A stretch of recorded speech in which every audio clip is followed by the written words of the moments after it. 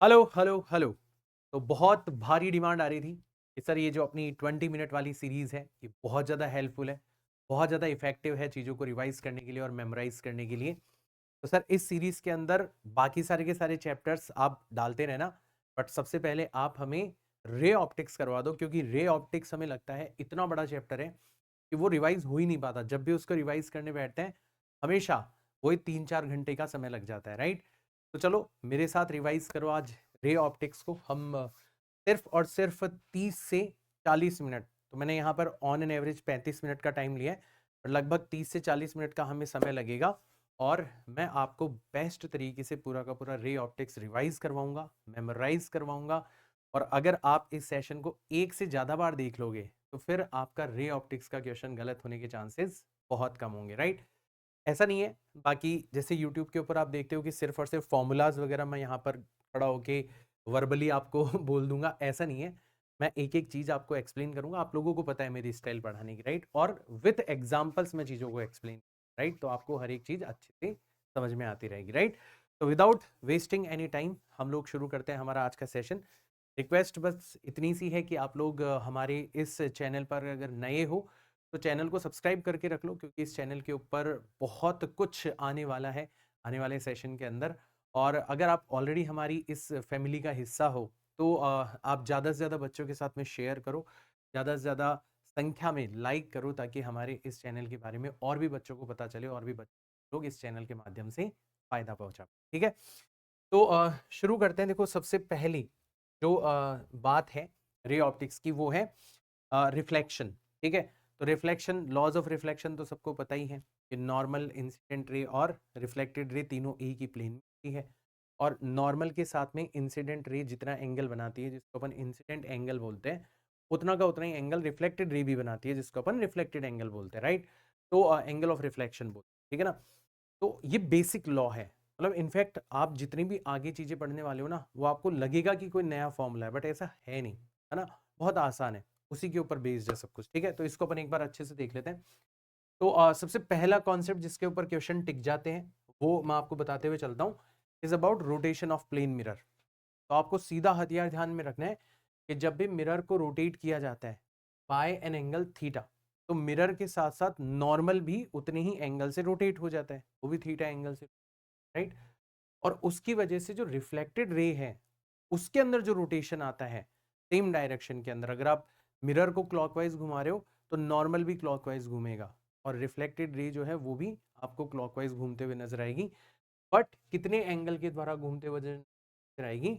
Double angle के द्वारा, twice of theta. अगर आप मिरर को 30 डिग्री के एंगल से रोटेट कर रहे हो तो आपको जो रिफ्लेक्टेड रे है वो 60 डिग्री के एंगल से, राइट? तो पूरा डायग्राम मैंने यहाँ पर एक्सप्लेन कर रखा है। ये आया कहाँ से आप अच्छे से देख सकते हो कि जैसे ही मैंने मिरर को रोटेट किया बाय एंगल थीटा, तो मिरर के साथ साथ हमारा जो नॉर्मल है ये भी देखो थीटा एंगल से रोटेट हो गया। तो अब जो हमारी रिफ्लेक्टेड रे है वो कितना एंगल बना रही है? वो अल्फा की जगह अल्फा माइनस थीटा एंगल बना रही है। तो यहां से इस नए वाले नॉर्मल से अल्फा माइनस थीटा एंगल बनाते हुए ही वो रिफ्लेक्ट हो जाएगी। ठीक है, तो पहले के कंपैरिजन में देखें तो आपको जो ये वाला एंगल बनता हुआ नजर आएगा ये ट्वाइस ऑफ थीटा बनते हुए नजर आएगा। आप बड़ी आसानी से ये बड़ी आसानी से डेरिवेशन इसकी कर सकते हो, right?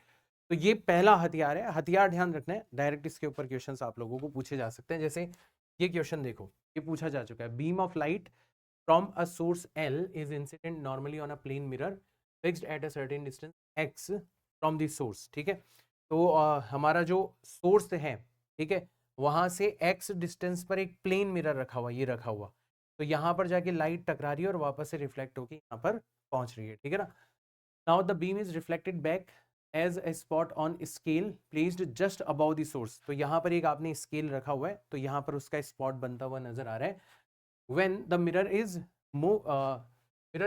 rotated through a small angle theta। अब आपने क्या करा, मिरर को एक बहुत छोटे एंगल थीटा से क्या कर दिया, रोटेट कर दिया। तो मैंने बताया था कि पहले जो रे टकरा के वापस इधर जा रही थी वो अब ट्वाइस ऑफ थीटा एंगल से रोटेट हो जाएगी। अब वो टकरा के ट्वाइस ऑफ थीटा एंगल पर इधर जाके स्पॉट बनाएगी।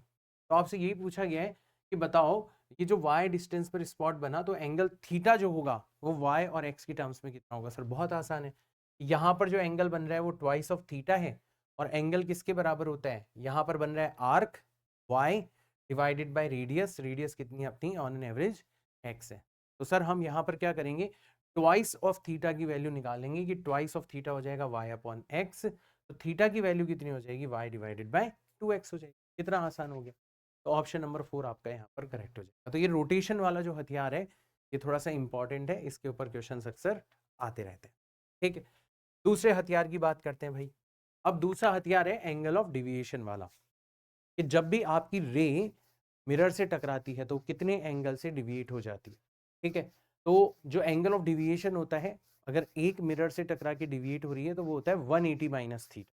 ठीक है, कैसे कि सर जैसे मान लो ये हमारा मिरर है, ठीक है, और इस मिरर के ऊपर कोई रे आ रही है और ऐसे टकरा के नॉर्मल से सपोज करो यहाँ पर थीटा एंगल बना रही है, तो थीटा एंगल बनाते हुए ही ऐसे लौट जाएगी। ठीक है, तो अगर मिरर नहीं होता तो रे जो है वो सीधी जाने वाली थी ऐसे, ठीक है, इस तरीके से, लेकिन मिरर के होने की वजह से रे इस रास्ते पर चली गई, तो रे ने अपना रास्ता कितना रोटेट कर लिया, ये वाला एंगल कहलाता है एंगल ऑफ डिविएशन।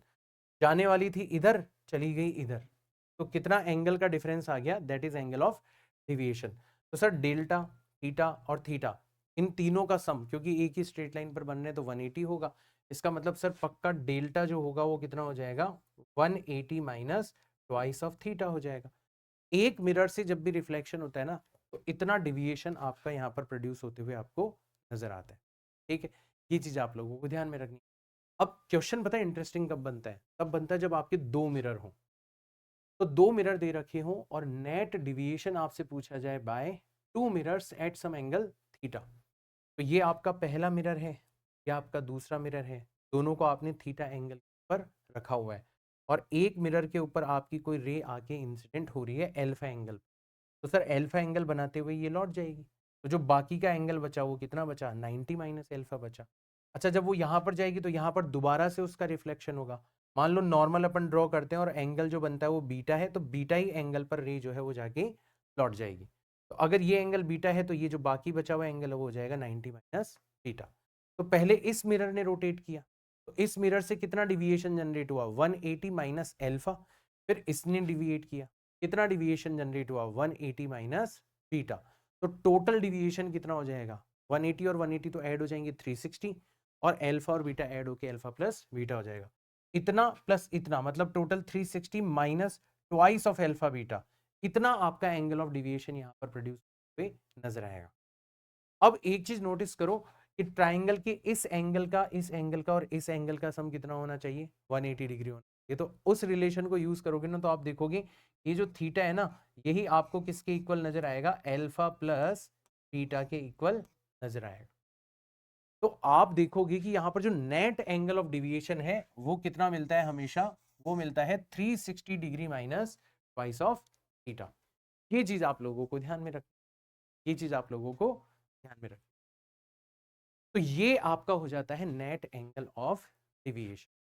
तो अभी इसके अंदर बहुत सारे और भी स्पेशल केसेस बनते हैं, बट बहुत बेसिक लेवल पर आप लोगों को ये चीज ध्यान में रख लेनी। और इसका भी एक स्पेशल केस होता है, ठीक है ना। इसका एक स्पेशल केस कौन सा होता है कि जो रिफ्लेक्टेड रे है it is parallel to the incident ray. जैसे रिफ्लेक्ट जो इंसिडेंट रे आई है ना, तो दूसरे मिरर से टकरा के बिल्कुल पैरेलल लौट जाएगी। ये वाला स्पेशल केस ध्यान रख लेना, क्योंकि ये थोड़ा बार बार पूछा जाता है, और भी बहुत सारे हैं बट मैं अभी उनकी डिटेल्स में नहीं जाऊंगा। तो ऐसा आपको तब होता हुआ नजर आता है जब दोनों मिरर्स एक दूसरे के परपेंडिकुलर हो, मतलब थीटा कितना हो जाए 90। क्योंकि सर जैसे यहाँ पर थीटा की जगह 90 रखेंगे ना, तो 360 माइनस 180 कितना बचेगा, 180, मतलब 180 डिग्री पर घूमते हुए आपको रे लौटती हुई नजर दोनों मिरर से टकराने के बाद में। और यही हम ढूंढना चाह रहे हैं।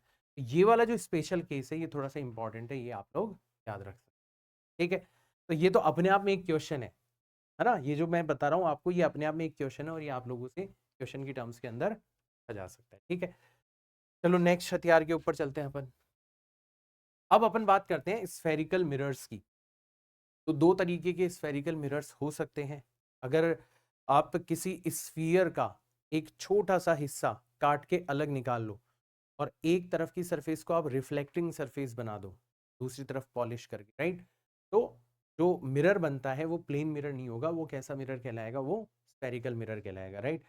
अब जो स्फेरिकल मिरर है वो भी दो टाइप के हो सकते हैं। अगर आप बाहर वाली साइड पर पॉलिश करते हो और अंदर वाली साइड को रिफ्लेक्टिंग साइड बनाते हो जहां से रिफ्लेक्शन होगा, ऐसे मिरर को अपन बोलते हैं कॉनकेव मिरर। और अगर आप अंदर वाली साइड पर पॉलिश करते हो और बाहर वाली साइड को रिफ्लेक्टिंग बनाते हो, तो ऐसे मिरर को अपन बोलते हैं कॉन्वेक्स मिरर। दोनों को चीजें पता होगी, तो अपन बहुत छोटी क्लासेस में पढ़ते थे, राइट।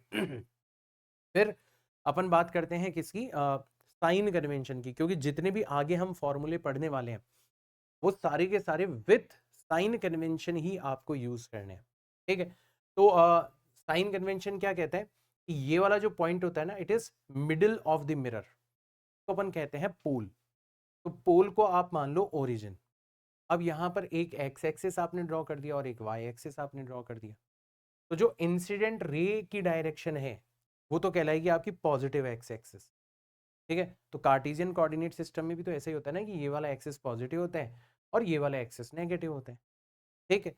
ऊपर वाली डायरेक्शन पॉजिटिव वाई एक्सिस और नीचे वाली डायरेक्शन नेगेटिव वाई एक्सिस। तो जब भी आप स्फेरिकल मिरर के जितने भी फॉर्मूले हैं उनको यूज करोगे तो विथ साइन कन्वेंशन आपको के अंदर वैल्यूज पुट करनी है। इसका फायदा क्या होगा? इसका फायदा ये होगा कि हम हर तरीके के मिरर और हर तरीके के केस को मैनेज कर पाएंगे without giving into the details, without giving attention into the, right. तो ये चीज आप लोगों को ध्यान में रखनी। अब एक खास पॉइंट होता है इनका कि जो प्रिंसिपल एक्सिस है उसके पैरेलल अगर रेज आती हैं तो टकराने के बाद में वो एक कॉमन पॉइंट से गुजरती है और इस पॉइंट को कहा जाता है फोकस।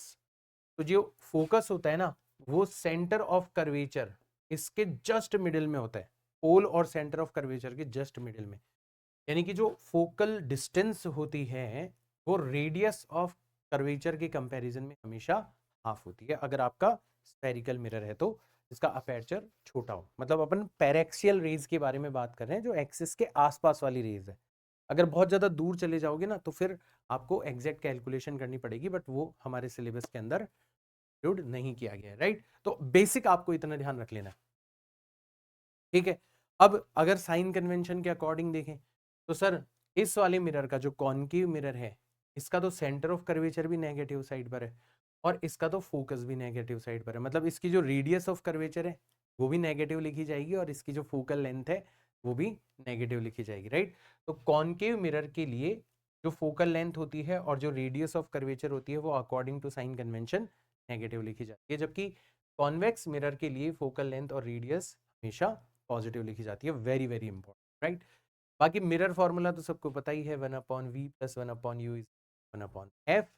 और मैग्निफिकेशन का जो फॉर्मूला है वो और भी ज्यादा काम का है, क्योंकि मैग्निफिकेशन से आप पता लगाते हो कि आपकी इमेज की नेचर कैसी है, वो रियल है या वर्चुअल है, इरेक्ट है या फिर इन्वर्टेड है, सब कुछ आप पता लगा सकते हो, ठीक है ना। तो सर जो मैग्निफिकेशन होता है या पावर ऑफ मैग्निफिकेशन भी बोलते हैं इसको, मैग्नीफाइंग पावर भी बोल दिया जाता है कई बार, ये होती है height of image divided by height of object. अब इसको आप v और u की टर्म्स में लिखोगे तो -v/u। आपको वैल्यूज हमेशा साइन कन्वेंशन के अकॉर्डिंग रखनी है। सबसे ज्यादा इंपॉर्टेंट जो फॉर्मेट है ना इस फॉर्मूले का वो ये वाला है, f divided by f minus u। ये बहुत इंपॉर्टेंट है, क्योंकि अक्सर जब भी मिरर के बारे में बात करी जाती है ना तो आपको u और f गिवन होता है कि ऑब्जेक्ट कहां पर रखा हुआ है और जो मिरर है उसकी फोकल लेंथ कितनी है। v तो आप निकालते हो, ठीक है ना। तो नॉर्मली f और u की टर्म्स में जो फॉर्मूला है वो आपको ज्यादा ध्यान रखना है। बाकी आप ध्यान रख सकते हो, डिराइव भी कर सकते हो, बट मेन जो चीज है वो आपको ये वाली चीज, राइट। अब m की वैल्यू को देख के आप पता लगा लोगे कि m मान लो अगर पॉजिटिव आता है, ठीक है, इसका मतलब इमेज जो है वो इरेक्ट बनने वाली है। और अगर m आता है नेगेटिव तो इमेज कैसी बनने वाली है, इन्वर्टेड बनने वाली, ठीक है। नॉर्मली इरेक्ट इमेज जो होती है वो वर्चुअल होती है, ठीक है, और नॉर्मली इन्वर्टेड इमेज जो होती है वो रियल इमेज होती है। m को देख के आप पता लगा लोगे। साथ ही साथ में m की जो वैल्यू है उसको देख के भी आप पता लगा लोगे कि इमेज की साइज क्या होगी। अगर मान लो m का जो मैग्नीट्यूड है वो <<1 है तो कैसी इमेज बनेगी, डिमिनिश्ड इमेज बनेगी, छोटी, मतलब ऑब्जेक्ट के कंपैरिजन में छोटी इमेज बनेगी, राइट। और अगर m का मैग्नीट्यूड <1 है तो फिर एनलार्ज्ड इमेज आपको यहाँ पर बनते हुए नजर आएगी, ठीक है। अगर सेम हो गया, 1 के इक्वल हो गया तो फिर सेम साइज। तो ये सारी की सारी चीजें हमारे बहुत काम आती है जब भी हम न्यूमेरिकल्स करते हैं। पूरे के पूरे न्यूमेरिकल्स जो हैं वो साइन कन्वेंशन और सिर्फ इन फॉर्मूलाज के ऊपर बेस्ड होंगे। जैसे ये वाला क्वेश्चन देखो, a rod of length 10 centimetre lies along the principal axis of a concave mirror of focal length 10 centimeter in such a way that its end closer to the pole is 20 centimeter away from the mirror। तो जो हमें mirror दे रखा है, note करो कौन सा mirror है sir, concave mirror है पहली चीज। तो पहले तो मिरर उल्टा मत ले लेना, ठीक है ना। इसकी फोकल लेंथ कितनी है, इसकी सर फोकल लेंथ है 10 सेंटीमीटर, तो ये रही इसकी फोकल लेंथ 10 सेंटीमीटर, ठीक है भाई। तो इसका सर जो सेंटर ऑफ कर्वेचर होगा वो कितनी डिस्टेंस पर होगा पोल से, 20 सेंटीमीटर, जस्ट डबल। तो सर यहां से 20 सेंटीमीटर पर होगा इसका सेंटर ऑफ कर्वेचर। और हमने रॉड को कैसे रखा है कि रॉड का जो क्लोजर वाला एंड है वो 20 सेंटीमीटर पर रखा हुआ, तो यहां से रॉड हमारी शुरू हो रही है और इसको आपने इस एक्सिस के ऊपर रखा हुआ है, तो ए से लेके बी तक आपकी 10 सेंटीमीटर की रॉड रखी हुई, ठीक है। अब आपसे पूछा गया है कि बताओ लेंथ ऑफ द इमेज कितनी, इमेज की लेंथ कितनी होगी। तो आप नोटिस करो कि जब भी कोई ऑब्जेक्ट सेंटर ऑफ कर्वेचर पर होता है तो उसकी इमेज भी कहां पर बनती है। वैसे आप फॉर्मूला लगा के पता लगा सकते हो, बट याद रखना है कि सेंटर ऑफ कर्वेचर पर जब भी कोई ऑब्जेक्ट होता है उसकी इमेज भी सेंटर ऑफ कर्वेचर पर ही बनती है, ठीक है। तो ये जो पॉइंट ए है इसकी जो इमेज है वो तो यहीं पर बनेगी, ठीक है। तो एक पॉइंट की इमेज पता पड़ गई। अब दूसरे वाले पॉइंट की इमेज देखते हैं। तो सर जो दूसरा वाला पॉइंट है वो कितनी डिस्टेंस पर हो गया, तो यहां से 20 सेंटीमीटर और यहां से 10 सेंटीमीटर, मतलब टोटल 30 सेंटीमीटर। और हम नेगेटिव साइड पर हैं तो u की वैल्यू कितनी रखेंगे हम लोग, -30 सेंटीमीटर। जो कॉनकेव मिरर होता है उसकी फोकल लेंथ हमेशा नेगेटिव होती है, तो f की वैल्यू हम रखेंगे -10 सेंटीमीटर। और v हमें फाइंड आउट करना है कि v कहां पर बनेगी, इसकी इमेज कहां पर बनेगी। फॉर्मूला लगाया और फाइनली v की वैल्यू फाइंड आउट कर ली, कितनी निकल के आती है, -15 सेंटीमीटर। माइनस मतलब वही नेगेटिव साइड पर ही बनेगी। तो यहां पर, यहां से 15 सेंटीमीटर की डिस्टेंस पर आपको इस पॉइंट पर इमेज बनते हुए, हमने बना दी इमेज। अब कोई पूछे कि बताओ इस इमेज की लेंथ कितनी है, तो सर 15 से लेके 20 सेंटीमीटर तक, मतलब 5 सेंटीमीटर हमें यहाँ पर इस इमेज की लेंथ नजर आ रही है। तो इमेज की लेंथ कितनी हो जाएगी, 5 सेंटीमीटर हो जाएगी। आंसर आपका करेक्ट हो जाएगा। ऐसे क्वेश्चंस भाई साहब आपसे पूछे जा सकते हैं। आपको लगता है कि सर ये तो सब छोटी क्लासेस में ही करते थे हम लोग, है ना, सीधा सीधा फॉर्मूला बेस्ड क्वेश्चंस आते हैं, ट्रू।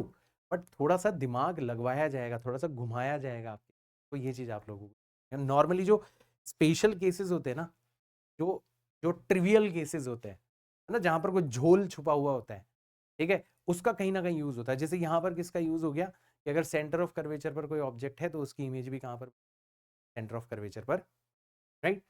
चलो आगे चलते हैं।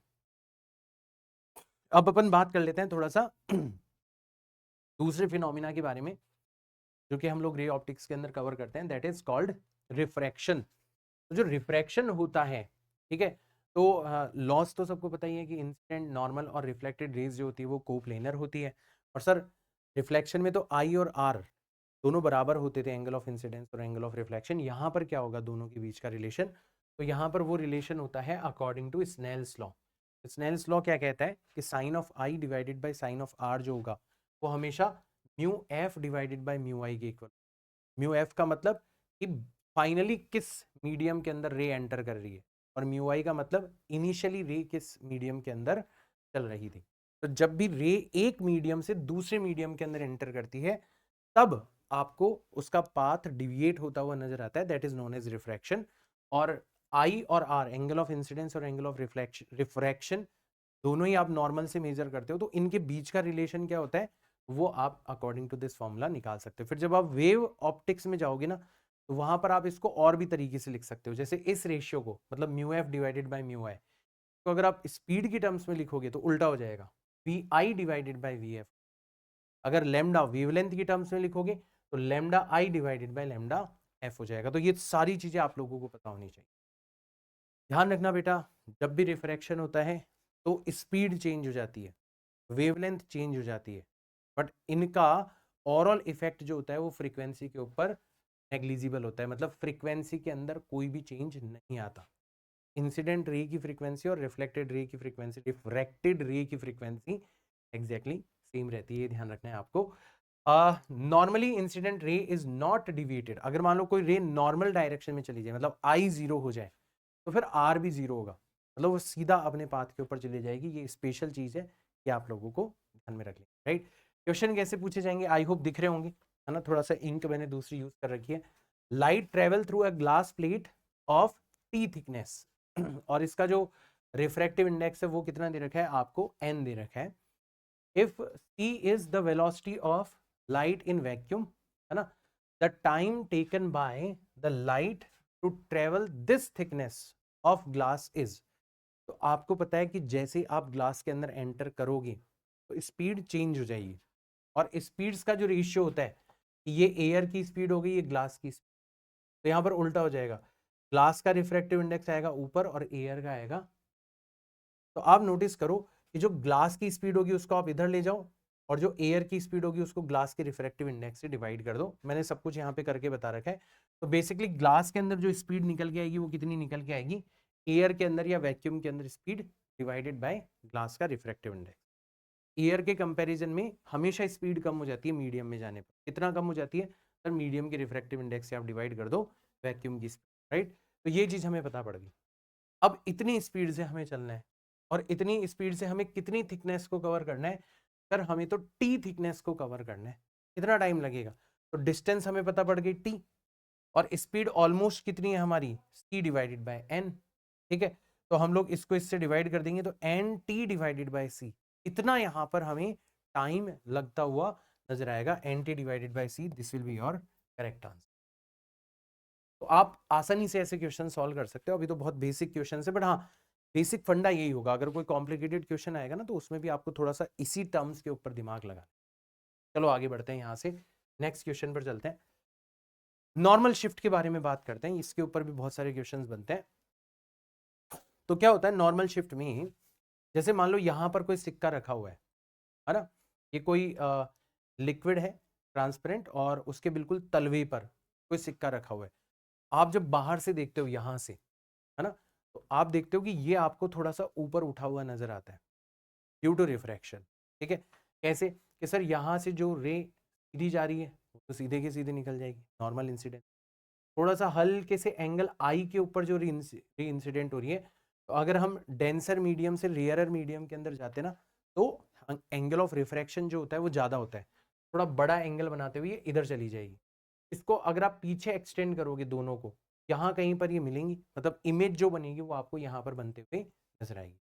तो यहाँ से अगर हम मेजर करें जो इंटरफेस है जहां पर दोनों मीडियम सेपरेट हो रहे हैं, तो यहाँ से सिक्का कहाँ पर रखा हुआ था, यहाँ पर, तो ये तो इसकी रियल डेप्थ थी। और यहाँ से इमेज कहाँ पर बनी, यहाँ पर, तो ये हो जाएगी इसकी अपेरेंट डेप्थ। इन दोनों के बीच का जो रिलेशन होता है वो आप लोगों को ध्यान में रखना है। आपको ध्यान में रखना है कि जो अपेरेंट डेप्थ होती है वो हमेशा म्यू फाइनल, मतलब फाइनली रे किस मीडियम के अंदर एंटर कर रही है, जैसे फाइनली यहाँ पर एयर के अंदर एंटर कर रही है रे, divided by mu initial. Initial शुरुआत कहाँ से करी थी रे ने, तो रे ने शुरुआत करी थी लिक्विड से, तो यहाँ पर लिक्विड का आ जाएगा मल्टीप्लाइड बाय रियल डेप्थ।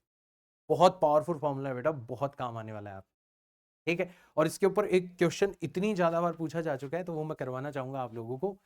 एक बबल है ग्लास स्लैब के अंदर, और ग्लास स्लैब का रिफ्रैक्टिव इंडेक्स कितना दे रखा है 1.5। तो जब इसको देखा जाता है एक तरफ से तो ये आपको अपीयर होता है 5 सेंटीमीटर, और जब दूसरी तरफ से देखते हो आप इसको तो ये आपको अपीयर होता है 2 सेंटीमीटर। तो ये अपीयर होने का मतलब है अपेरेंट आपको डेप्थ बता रखी है, ठीक है। तो आपसे पूछा गया कि बताओ थिकनेस ऑफ ग्लास स्लैब कितनी। तो मान लो असली में जो आपका बबल है वो यहां पर है, तो यहां से कितनी डिस्टेंस पर है, मान लो x डिस्टेंस पर है। तो जो बाकी बच गई, अगर आप इधर से देखोगे तो कितनी डिस्टेंस बाकी बच गई सर, थिकनेस में से इस x को हम लोग क्या कर देंगे, माइनस कर देंगे, हमें फाइनली थिकनेस निकाल।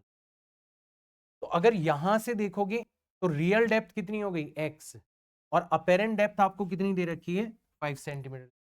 एक बार फॉर्मूला आप यहां पर लगा दो, ठीक है। और इधर से देखोगे तो रियल डेप्थ कितनी हो जाएगी t माइनस एक्स, और अपेरेंट डेप्थ कितनी हो जाएगी आपकी 2 सेंटीमीटर, ठीक है। और ये फॉर्मूला अगर आप लगाओगे तो आपकी अपेरेंट डेप्थ और रियल डेप्थ ही तो चेंज हो रही है। ये वाला रेशियो तो हमेशा सेम है ना, दोनों ही केसेस के लिए सेम है, ठीक है। तो आप डायरेक्ट क्या कर सकते हो, पहली वाली जो रियल डेप्थ है, पहली वाली जो अपेरेंट डेप्थ है और दूसरी वाली जो अपेरेंट डेप्थ है, उन दोनों को डिवाइड कर दो, और दूसरी तरफ पहली वाली जो रियल डेप्थ है उसको दूसरी वाली रियल डेप्थ से डिवाइड कर दो। दो बार फॉर्मूला लगा के रेशियो तो लोगे आप, तो डायरेक्ट ये रेशियो आपको बनता हुआ नजर आएगा कि सर इधर वाली अपेरेंट डेप्थ को इस वाली रियल डेप्थ और इधर वाली अपेरेंट डेप्थ को इस वाली रियल डेप्थ के पैरेलल रख के हम लोगों ने डिवाइड कर दिया। ऐसा कुछ रेशियो बनता हुआ नजर आएगा। इसको सॉल्व करोगे तो यहां से आप लोगों को आसानी से वैल्यू मिल जाएगी। जैसे इसको अपन सॉल्व करते हैं तो एक्स की, अच्छा एक्स की वैल्यू भी अपन निकाल लेते हैं कि सर ये दोनों का जो रिलेशन है ना, इसको यूज करके हम लोग एक्स की वैल्यू निकाल सकते हैं। तो अगर आप यहां से देखोगे तो अपेरेंट डेप्थ कितनी है, 5 सेंटीमीटर, ठीक है। फाइनली रे यहां से चल रही है और एयर में जा रही है, तो फाइनली एयर में जा रही है, शुरुआत ग्लास से करी थी। और रियल डेप्थ कितनी थी, एक्स, एक्स की वैल्यू कितनी हो जाएगी, म्यू टाइम्स 5, और म्यू कितना दे रखा है आपको, 1.5 दे रखा है, तो एक्स की वैल्यू आ जाएगी 7.5। और इस तरीके से आप एक्स की वैल्यू निकाल के उसको डायरेक्ट या तो यहाँ पे रख सकते हो दूसरे वाले केस के अंदर, या फिर ऐसा रेशियो बना के भी एक्स तो आपके पास में डायरेक्ट आंसर आ जाएगा। तो 10.5 सेंटीमीटर आपकी थिकनेस हो जाएगी, आप कैलकुलेट कर सकते हो। बहुत बार पूछा जा चुका है ये क्वेश्चन, बहुत बार, ठीक है। तो ये चीज भी आप लोगों को ध्यान में रखनी है। सबसे important phenomena, this is known as total internal reflection and the concept of critical angle. तो जब भी कोई रे डेंसर से रेयरर मीडियम के अंदर एंटर करती है तो वो अपने नॉर्मल से दूर चली जाती है, ठीक है। और यानी कि हमेशा एंगल ऑफ आर जो होगा वो एंगल ऑफ आई से ज्यादा बड़ा होगा, ठीक है ना। तो अगर आप इस आई को बढ़ाते जाओगे बढ़ाते जाओगे बढ़ाते जाओगे, एक केस ऐसा मिलेगा कि ये जो आर है ये बढ़ते बढ़ते बढ़ते बढ़ते बढ़ते क्या हो जाएगा, इंटरफेस के पैरेलल हो जाएगा, जिसको अपन बोलते हैं ग्रेजिंग रिफ्रैक्शन, ठीक है। तो ये वाला केस मिलेगा। इसके बाद में अगर आपने फर्दर आई को बढ़ाया तो फिर रे बाहर निकलेगी नहीं, फिर रे जो है वो अंदर की तरफ ही चली जाएगी। ऐसा कुछ केस आपको बनता हुआ नजर आएगा। It will look like reflection, that's why it is known as total internal reflection, ठीक है। तो ये जो एंगल है जहां पर एंगल ऑफ रिफ्रैक्शन 90 डिग्री हो जाता है, this particular angle is known as critical angle. तो क्रिटिकल एंगल पर एंगल ऑफ रिफ्रैक्शन हो जाता है 90, और अगर इससे ज्यादा होगा एंगल ऑफ इंसिडेंस तो फिर क्रिटिकल एंगल 90 से भी बड़ा हो जाएगा, मतलब रिफ्लेक्शन होने लगेगा, टोटल इंटरनल रिफ्लेक्शन आप लोग ऑब्जर्व, राइट। तो ये चीज आप लोगों को ध्यान में रखनी है। तो कब होता है, दोनों कंडीशंस आपको ध्यान में रखनी है। जब पहली कंडीशन रे कहां से कहां एंटर करे, डेंसर से रेयरर में एंटर करे, फर्स्ट कंडीशन। और दूसरा कि जो एंगल ऑफ इंसिडेंस है वो क्रिटिकल एंगल से, जो कि हर मीडियम की प्रॉपर्टी होती है, मीडियम की रिफ्रैक्टिव इंडेक्स के ऊपर डिपेंड करता है, अभी मैं फॉर्मूला भी बताऊंगा, उससे ज्यादा होना चाहिए, तब आपको टीआईआर होते हुए नजर आएगा। क्रिटिकल एंगल आप कैसे निकालते हो किसी भी मीडियम का, साइन ऑफ आई सी जो होगा हमेशा किसके इक्वल होगा, म्यू ऑफ आर, मतलब रेयरर मीडियम जिसने घेर रखा है आपके डेंसर मीडियम को चारों तरफ से, ठीक है ना। तो रेयरर को डेंसर की रिफ्रैक्टिव इंडेक्स से आप डिवाइड कर देना। ऐसे याद रख लेना कि हम लोग साइन ऑफ आई सी निकाल रहे हैं, तो हमेशा जो रेशियो बनेगा ना वो लेस देन 1 बनेगा। तो छोटी वाली रिफ्रैक्टिव इंडेक्स यहाँ पर आएगी, बड़ी वाली यहाँ पर आएगी। नॉर्मली चारों तरफ कौन घेर रखा होता है, एयर, और एयर की रिफ्रैक्टिव इंडेक्स कितनी है, 1। तो 1 डिवाइडेड बाई म्यू हो जाता है साइन ऑफ आईसी के इक्वल, उससे आप आईसी या क्रिटिकल एंगल निकाल सकते हो। अच्छा यही वाला जो रेशियो है अगर आप स्पीड की टर्म्स में लिखोगे तो उल्टा हो जाएगा, डेंसर की स्पीड आएगी ऊपर, रेयर की आएगी नीचे। और लेमडा की टर्म्स में लिखोगे तो डेंसर की लेमडा आएगी ऊपर और रेयर की आएगी। ये चीज आप लोगों को ध्यान में रख लें। अगेन इस पर भी एक ऐसा क्वेश्चन है जो बार बार पूछा जाता है, टिपिकल क्वेश्चन, तो इसको मैं करवाना चाहूंगा। एक पॉइंट सोर्स ऑफ लाइट आपको दे रखा है which is placed at 1 metre below the surface of water. Water की रिफ्रैक्टिव इंडेक्स हमें दे रखी है 5 divided by 3। The minimum diameter of a disc which should be placed over the source on the surface of water to cut off all light coming from it. तो होगा क्या कि यहां पर अगर आपका सोर्स रखा हुआ है तो जो लाइट सीधे के सीधे जा रही है वो तो निकल जाएगी। फिर अगर आप इसको एंगल को बढ़ाते जाओगे बढ़ाते जाओगे बढ़ाते जाओगे, एक पर्टिकुलर सिचुएशन ऐसी दिखेगी जहां पर एंगल कितना हो जाएगा आपका क्रिटिकल एंगल। इस क्रिटिकल एंगल पर जब भी इंसिडेंस होगी लाइट, तो फिर ये बाहर नहीं निकलेगी, ये इस तरीके से इसके पैरेलल हो जाएगी। और इससे ज्यादा हुआ, फिर इससे और दूर चले गए तो एंगल क्रिटिकल एंगल से ज्यादा हो जाएगा, मतलब रे बाहर निकलेगी नहीं, फिर TIR होनी। तो सर सिर्फ और सिर्फ एक सर्कल हमें यहां पर बनता हुआ नजर आएगा जिसमें से लाइट बाहर निकलेगी, तो अपन बोलते हैं सर्कल ऑफ इमर्जेंस, ठीक है। और उसके बाहर आप देखोगे तो TIR होने की वजह से लाइट बाहर निकल ही नहीं पाएगी, वो वापस से रिफ्लेक्ट होके वाटर के अंदर ही चली, ठीक है। तो अब ये जो सर्कल ऑफ इमर्जेंस है, उसकी रेडियस आपसे पूछी जा सकती है, उसका एरिया आप लोगों से पूछा जा सकता है। बहुत आसान है यार, बहुत आसान है। नॉर्मली ये डेप्थ हमें दी जाती है, तो इसको मैंने यहाँ पर h, ठीक है, और ये रेडियस। तो आप ध्यान से देखोगे तो परपेंडिकुलर डिवाइडेड बाय बेस क्या बन रहा है, 10 ऑफ IC बन, ठीक है।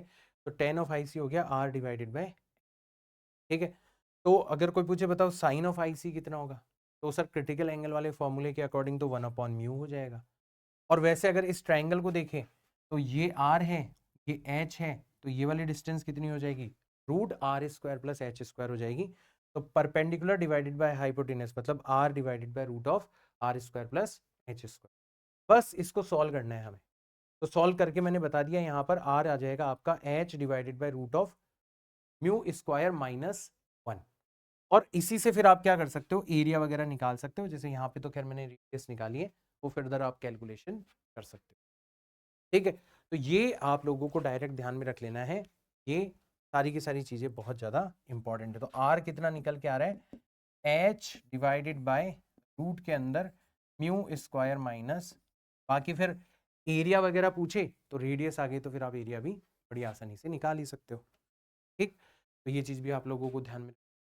यहाँ से आगे बढ़ते हैं, फाइबर ऑप्टिकल केबल के ऊपर बेस्ड क्वेश्चंस आजकल पूछे जा रहे हैं, और उसमें भी एक कॉन्सेप्ट होता है जिसको बोला जाता है एंगल ऑफ एक्सेप्टेंस, ठीक है। तो फाइबर ऑप्टिकल केबल में क्या होता है, जो कोर मटेरियल होता है उसकी रिफ्रैक्टिव इंडेक्स ज्यादा होती है, और इसका जो सराउंडिंग मटेरियल होता है उसकी रिफ्रैक्टिव इंडेक्स कम होती है, उसको अपन बोलते हैं क्लैडिंग। तो जब भी कोई रे कोर से क्लैडिंग में एंटर करती है तो वो डेंसर से रेयर में जा रही है। और अगर मान लो आपने मैनेज कर दिया कि एंगल ऑफ इंसिडेंस को क्रिटिकल एंगल से ज्यादा इंश्योर कर दिया, तो कभी रे जा ही नहीं पाएगी इससे बाहर, वो बार बार टकराते टकराते टकराते एक सिरे से दूसरे सिरे तक पहुंच जाएगी लाइट की। That is the basic principle of fibre optical cable, right. इसमें क्या होता है, ये पूछा जाता है कि यहां से रे को कितने एंगल पर इंसिडेंट करवाया जाए ताकि फाइबर ऑप्टिकल केबल उसको एक्सेप्ट कर ले और उसको एक सिरे से दूसरे सिरे पर पहुंचा दे। तो इस थीटा की वैल्यू कितनी हो, तो सर देखते हैं कितनी होनी चाहिए। तो डायरेक्ट आप फॉर्मूला ध्यान रख लेना, थीटा जो होता है वो किसके इक्वल होता है, sine inverse root of core के मटेरियल की रिफ्रैक्टिव इंडेक्स ज्यादा होती है तो उसका स्क्वायर पहले लिखना, और क्लैडिंग के मटेरियल की रिफ्रैक्टिव इंडेक्स का स्क्वायर, क्लैडिंग के मटेरियल की रिफ्रैक्टिव इंडेक्स कम होती है तो उसके स्क्वायर को बाद में लिखना। ये आपको डायरेक्ट फॉर्मूला यूज है to find out the angle of. जैसे ये क्वेश्चन पूछा जा चुका है आपसे, और द गिवन पाथ ऑफ रे, है ना, ये आपको डायग्राम वगैरह दे रखा है। इसमें आप बोलोगे सर इसमें तो क्लैडिंग है ही नहीं, अरे है ना, ये जो मटेरियल है उसकी रिफ्रैक्टिव इंडेक्स आपसे पूछी, और सराउंडिंग मटेरियल जो है वो एयर है, एयर को ही आप क्या मान लो यहाँ पर क्लैडिंग मान लो, ठीक है। तो आपसे पूछा गया for the given path of रे minimum refractive index of the medium is. अब की बार हमें जो एंगल ऑफ एक्सेप्टेंस दे रखा है वो कितना दे रखा है, 45। डायरेक्ट हम लोग ये वाला फॉर्मूला रखेंगे, थीटा की जगह रख देंगे 45, तो साइन इनवर्स थीटा, साइन को इधर ले आएंगे तो साइन 45 कितना हो जाएगा, 1/√2, ठीक है। और कोर की रिफ्रैक्टिव इंडेक्स हमें निकालनी है, क्लैडिंग को हम मान लेंगे एयर मतलब 1। सीधा थीटा की जगह 45 रखा, फॉर्मूले के अकॉर्डिंग साइन इनवर्स रूट के अंदर कोर का स्क्वायर माइनस क्लैडिंग का स्क्वायर, सॉल्व करते गए करते गए करते गए, म्यू कितना आ गया, √3 डिवाइडेड बाय, खत्म, डायरेक्ट हो जाएगा, कोई दिक्कत ही नहीं है इसके अंदर। ऐसे क्वेश्चंस आप लोगों से पूछे जा सकते हैं, और ऐसे क्वेश्चंस आप बड़ी आसानी से डायरेक्ट फॉर्मूला बेस्ड क्वेश्चंस के तौर पर कर सकते हो, ठीक है। ये देख लो एक बार, the refractive index of the material of prism is √2। तो प्रिज्म का मतलब क्या होता है, बेसिकली प्रिज्म का मतलब होता है दो प्लेन सरफेसेस, दो प्लेन इंटरफेस जो है वो एक दूसरे से एंगल पर हो। स्लैब में तो दोनों पैरेलल होती है, ठीक है, दो बार रिफ्रैक्शन होता है और दोनों सरफेस एक दूसरे के पैरेलल होती है। यहाँ पर दोनों सर्फेसिस एक दूसरे से एंगल पर होती है, जिसको अपन प्रिज्म एंगल बोलते हैं। तो प्रिज्म के ऊपर टिपिकल जो क्वेश्चंस आपसे पूछे जा सकते हैं, तो नॉर्मल इमरजेंस वाले क्वेश्चन बहुत पूछे जाते हैं। जैसे ये देखो, ये क्वेश्चन देखो, क्वेश्चन के थ्रू ही समझ में आ जाएगा। तो आप बोलोगे सर प्रिज्म तो आप अलग से पढ़ा ही नहीं रहे। भाई कुछ अलग से ध्यान रखने की जरूरत ही नहीं है, इसमें बस रिफ्रैक्शन ही तो हो रहा है। चलो मैं बताता हूँ, ठीक है, धीरे धीरे सीख जाओगे। Refractive index of the material of prism आपको दे रखी है √2, ठीक है, and it's refracting angle is 30 degree. Refracting angle का मतलब है इसका जो प्रिज्म एंगल है वो 30 डिग्री है। One of the refracting surfaces of the prism is made a mirror inwards. तो आपने एक सरफेस को क्या कर दिया, मिरर बना दिया, ठीक है। A beam of monochromatic light entering the prism from the other face will retrace its path. Path retrace कब होगा, जब मिरर के ऊपर रे नॉर्मली टकराए और फिर वापस से लौट जाए। नॉर्मल मतलब 90 डिग्री, बस इसको पकड़ लेना। ये चीज यहां पर मेन है, विल रिट्रेस इट्स पाथ। पूरा आंसर इसी के अंदर छुपा हुआ है। तो आपसे पूछा गया from the mirror surface if it's angle of incidence on the prism, तो प्रिज्म के ऊपर इसका एंगल ऑफ इंसिडेंस कितना होना चाहिए। तो सर ये 30 है, हमें पता है रे को अगर टकरा के वापस से लौटना है तो ये 90 होगा एंगल, और अगर ये 90 होगा, ये 90 है, ये 30 है, तो पक्का ये वाला एंगल कितना हो जाएगा, जाएगा। अच्छा, अगर यहां पर नॉर्मल ड्रॉ करें तो ये एंगल 60 है, तो जो एंगल ऑफ रिफ्रैक्शन बनेगा वो कितना बनेगा, 30 डिग्री बनेगा। इस केस में ध्यान रख लेना, एंगल ऑफ रिफ्रैक्शन जो होता है वो हमेशा प्रिज्म एंगल के बराबर निकल के आता है। जितना प्रिज्म एंगल उतना ही एंगल ऑफ रिफ्रैक्शन आपको बनता हुआ नजर आएगा। अब आपको आर पता चल गया, आई आपको पता करना है, और म्यू जो है दोनों की, भाई जिस मटेरियल से बना हुआ है प्रिज्म उसकी और बाहर एयर है, दोनों की रिफ्रैक्टिव इंडेक्स आपको पता है। स्नेल्स लॉ लगा दो, sine I divided by sine R, mu final. तो रे यहां से यहां जा रही है, तो म्यू फाइनल का मतलब है प्रिज्म की refractive index divided by mu initial मतलब एयर की इंडेक्स। सीधा सीधा वैल्यूज रखी, सॉल्व करते गए, तो आई की वैल्यू कितनी आ जाएगी, 45। टिपिकल क्वेश्चन है भाई, इसके पूछे जाने के चांसेस बहुत ज्यादा बनते हैं। ये चीज आप लोगों को ध्यान में रख लेनी है, ठीक है। बाकी प्रिज्म के जो बेसिक फॉर्मूले हैं वो भी मैं एक बार बता देता हूँ, ठीक है। तो 2 बार रिफ्रैक्शन होता है, यहां से रे एंटर कर रही है तो एक बार रिफ्रैक्शन यहां पर होगा, फिर एक बार रिफ्रैक्शन यहाँ एंटर किया था इसने आई एंगल पर नॉर्मल से, और एग्जिट हो रही है ये ई एंगल पर। ध्यान रखना हमेशा जो प्रिज्म एंगल होता है वो दोनों एंगल ऑफ रिफ्रैक्शन के सम के इक्वल होता है, और जो टोटल एंगल ऑफ डिविएशन होता है वो हमेशा आई प्लस ई माइनस ए के इक्वल होता है। और यहां पर एक और चीज आपको ध्यान में रखनी है कि रिफ्रैक्टिव इंडेक्स जो रिलेशन होता है इसका मिनिमम एंगल ऑफ डिविएशन का, मिनिमम एंगल ऑफ डिविएशन की कंडीशन क्या होती है वो भी आप लोगों को ध्यान में रख लेनी है। ऐसा कुछ ग्राफ बनता है किस किस के बीच में, एंगल ऑफ डिविएशन और एंगल ऑफ इंसिडेंस के बीच में, ठीक है। तो जब आपका एंगल ऑफ इमरजेंस 90 डिग्री होता है तब आपका एंगल ऑफ डिविएशन मैक्सिमम होता है, और ऐसे जब आपका एंगल ऑफ इंसिडेंस 90 डिग्री होता है तब भी मैक्सिमम होता है। बीच में ये ऐसे डिप ले रहा है, तो यहां पर ये जो कंडीशन है, जब आई और ई एग्जैक्टली एक दूसरे के बराबर हो जाते हैं, जब एंगल ऑफ इंसिडेंस और एंगल ऑफ इमरजेंस जितने एंगल पर आप एंटर कर रहे हो उतने ही एंगल पर आप बाहर निकल रहे हो, मतलब टोटल सिमेट्रिक कंडीशन बनती है। अंदर भी आपकी जो रे होती है ना वो बेस के पैरेलल हो जाती है। तो this is the condition for minimum angle of deviation. तो मिनिमम एंगल ऑफ डिविएशन में आई और ई आपस में बराबर हो जाते हैं, दोनों की value A plus delta M divided by 2 होती है, ठीक है। ये चीज आप लोगों को ध्यान में रखनी है। Ray inside prism is parallel to the base, ये भी आपको ध्यान रखना है। This is also another way to signify कि भाई साहब यहाँ पर मिनिमम एंगल ऑफ डिविएशन पर आपका डिविएशन हो रहा है। और R1 और R2 बराबर हो जाते हैं, सिमेट्रिक कंडीशन बन गई ना, दोनों का सम ए के इक्वल था तो अब दोनों बराबर बराबर बांट लेंगे, तो R जो है वो a/2 के इक्वल हो जाता है। अब आप पता लगा सकते हो कि जो म्यू होगा वो हो जाएगा साइन ऑफ आई, आई और ई दोनों की value a plus delta M divided by 2 है, divided by sine of r, r की वैल्यू है।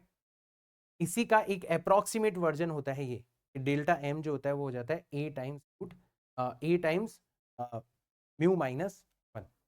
ये डायरेक्ट फॉर्मूले आप लोगों को ध्यान रख लें के ऊपर आपसे क्वेश्चंस पूछे जा सकते हैं। So this is all about prism, जो कि आप लोगों को ध्यान में रखना है। बहुत बेसिक है बट स्टिल इतना भी अगर आप ध्यान रख लोगे तो क्वेश्चन सही होने के चांसेस बहुत ज़्यादा इंक्रीज हो जाएंगे, राइट। बाकी अगर मान लो सर अभी तक तो जो रिफ्रैक्शन हो रहा है वो प्लेन सरफेस पर हो रहा है, अगर स्फेरिकल सरफेस हो तो क्या होगा, तो ये एक स्फेरिकल सरफेस है जहां पर दो मीडियम एक दूसरे से सेपरेट हो रहे हैं। पूरी सिचुएशन मैंने यहाँ पर ड्रॉ करके बता रखी है, but that is not important. तो आपको यहाँ पर 5 क्वांटिटीज है जिनके बीच का रिलेशन ध्यान रखना है। भाई इस सरफेस के इधर कौन सा मीडियम है, तो म्यू इनिशियल। इसके इधर कौन सा मीडियम है, म्यू फाइनल। ये यहाँ से यहाँ एंटर कर, ठीक है ना सर। ये वाली जो साइड है इसकी रेडियस ऑफ कर्वेचर कितनी है, ठीक है। और अब यहाँ पे सरफेस ए की है ना, तो रेडियस ऑफ कर्वेचर भी हमारे लिए इंपॉर्टेंट होगी, ठीक है। अब वो पॉजिटिव भी हो सकती है अकॉर्डिंग टू साइन कन्वेंशन, और नेगेटिव भी हो सकती है अकॉर्डिंग टू साइन कन्वेंशन। तो म्यू आई हो गया, म्यू एफ हो गया, आर हो गया। फिर आपने ऑब्जेक्ट को कितनी डिस्टेंस पर रखा है, मतलब यू। और फाइनली आप ये जानना चाहते हो कि इमेज कहां पर बनेगी, मतलब ये 5 पांडव हैं हमारे जिनके बीच का रिलेशन आप लोगों को ध्यान में रखना है। तो ये रिलेशन इस फॉर्मूले के द्वारा दिया जाता है, mu final divided by v minus mu initial divided by u is equal to mu final minus mu divided by r. Very very important formula. दो तरीके के फोकस बन सकते हैं, ठीक है। पहला फोकस जिसमें आपका जो रेज हैं वो कहाँ से आए, वो आए इन्फिनिटी से, ठीक है। तो इन्फिनिटी से आने का मतलब क्या हो गया, ये वाला केस बता रहा हूँ कि सर यू हमारा कितना हो गया, इनफाइनाइट हो गया, माइनस इन्फिनिटी। तो अगर इन्फिनिटी से रेज आती है तो वो किस पॉइंट पर जाकर कन्वर्ज होती है या डाइवर्ज हो रही है, तो वो किस पॉइंट से डाइवर्ज हो रही है, वो पॉइंट आपको ढूंढना होता है। That is known as principal focus, जिसको मैंने यहाँ पर F2 लिखा। तो आप u की जगह इनफाइनाइट रख दो और v जो होगा वो अपने आप प्रिंसिपल फोकल डिस्टेंस f के इक्वल हो जाएगा। वो आप निकाल सकते हो mu f into r divided by mu f minus mu आ जाएगा, ऐसे निकालें। और एक और फोकस बनता है, वो उल्टा होता है, एक ऐसा पॉइंट जहां से रेज डाइवर्स होते हुए इस सरफेस के ऊपर इंसिडेंट हो और आफ्टर इंसिडेंस वो प्रिंसिपल एक्सेस के पैरेलल हो जाए, ठीक है। तो वो भी आप निकाल सकते हो, माइनस म्यू बाई आर। तो उसमें आप क्या करना, v जो है वो इनफाइनाइट रख देना, u की वैल्यू अपने आप ही किस फोकल डिस्टेंस रहेगी। तो दो तरीके के फोकस है, दोनों आप लोगों से जा सकते, ठीक है। ये बहुत इंपॉर्टेंट है फॉर्मूला। बाकी लेंस वाला जो केस है, तो लेंस के लिए तो आपको क्या क्या ध्यान में रखना है, एक तो सर लेंस मेकर्स फॉर्मूला ध्यान में रखना है, क्योंकि लेंस के अंदर दो सरफेसेस होती हैं, दोनों में से कम एक सरफेस जो है वो स्फेरिकल होनी चाहिए। भाई दोनों ही अगर प्लेन हो जाएगी तो प्रिज्म बन जाएगा ना। दोनों में से कम एक स्फेरिकल होनी चाहिए, दूसरी स्फेरिकल हो बहुत बढ़िया, प्लेन हो तो भी चलेगा। तो अलग अलग तरीके के लेंस होते हैं, पर हमें ध्यान देने की जरूरत नहीं है क्योंकि फॉर्मूला सबके ऊपर एक ही लागू होता है विथ साइन कन्वेंशन। तो ये होता है लेंस मेकर्स फॉर्मूला, जिससे आप गिवन लेंस की फोकल लेंथ निकाल सकते हो। गिवन लेंस का मतलब क्या हो गया कि सर हमें लेंस किस मटेरियल का बना हुआ है उसकी रिफ्रैक्टिव इंडेक्स दी जाएगी, सराउंडिंग में कौन है उसकी रिफ्रैक्टिव इंडेक्स दी जाएगी, और जो दो सरफेसेस हैं लेंस के अंदर दोनों की रेडियस ऑफ कर्वेचर हमें दे दी जाएगी। तो फॉर्मूला बड़ा सिंपल है, लेंस के मटेरियल की रिफ्रैक्टिव इंडेक्स माइनस सराउंडिंग के मटेरियल की refractive index divided by surrounding के मटेरियल की refractive index times 1/r1 minus 1/r2, ठीक। लेंस फॉर्मूला आप लोगों को ध्यान में रख लेना है, 1/v minus 1/u is equal to 1/f, और power of magnification v upon u के इक्वल होती है वैसे तो, बट ये इतना ज्यादा यूज नहीं आता। यूज ये वाला फॉर्मूला आएगा जो फोकस और u की टर्म्स में गिवन होगा, क्योंकि अक्सर हमें क्वेश्चन में ये दोनों चीजें दी जाती है, ठीक है। सवाल देख लो, focal length of a convex lens in air is 10 centimetre, ठीक है ना। Find its focal length inside water, surrounding आप चेंज कर रहे हो, ठीक है। लेंस के मटेरियल की रिफ्रैक्टिव इंडेक्स दोनों केसेस में सेम रहेगी 3/2, और वाटर की रिफ्रैक्टिव इंडेक्स आपको दे रखी है 4/2। दो बार लेंस मेकर फॉर्मूला लगाना है सर, ये पहली बार लगाया 1 अपॉन फोकल लेंथ कितनी दे रखी है 10 सेंटीमीटर, लेंस के मटेरियल की रिफ्रैक्टिव इंडेक्स माइनस सराउंडिंग की refractive index divided by surrounding की refractive index 1/r1 minus 1/r2 वाली जो चीज बदल नहीं रहे तो वो कट जाएगा, तो वैल्यूज रखने की जरूरत नहीं है। दूसरी बार सेम फॉर्मूला लगाया, दोनों का रेशियो ले लिया आपने, फोकल लेंथ निकाली, नई वाली फोकल लेंथ आ जाए फिर कर लोगे ये सवाल, ठीक है ना, कोई दिक्कत आपको इसके अंदर, ठीक है। अब देखो combination of lens and mirror, that is very important, और इसके ऊपर क्वेश्चन आजकल आ रहे हैं भाई, है ना।